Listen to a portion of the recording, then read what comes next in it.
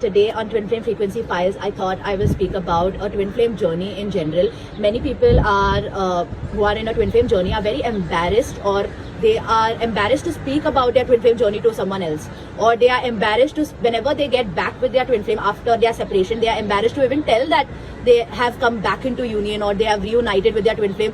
Not because they are not embarrassed to say that they love the person, they are embarrassed because they are going to be questioned a lot because of their decisions. A twin flame journey or a twin flame partner is not going to be a perfect partner. It can't be possible also that you all will come, like, I'll be honest, the twin flames come into the relationship damaged. They come with their baggage, and once they come with their baggage, both of them decide to remove the baggage one at a time together. They might go into separation, but somehow they are still connected. You might think these people are crazy, or they are toxic for each other, or like I've heard a lot. I have a lot of clients coming to me and they telling that I can't talk to my friends about this, or I can't tell my family members about this, because the family members tend to hate the twin flame, or the friends tend to hate the twin flame because of how much of the pain has been caused to the person.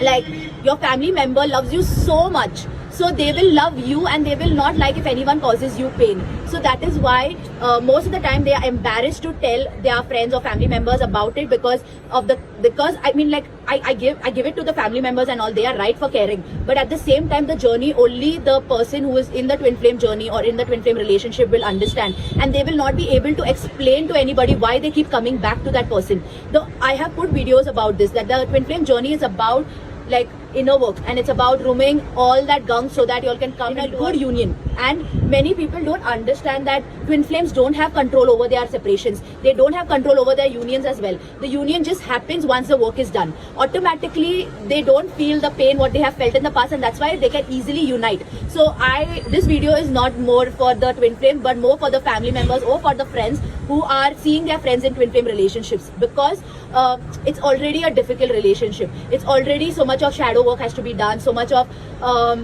removing fear, doubt, like limiting belief. There's a lot already there, and on top of that, when you have to feel shame to love or to tell someone about who they love, that's not fair to a twin flame. So I am here to put a video for not only for the twin flames, but for their family members to be accepting. And moreover, your family members will accept once you accept it.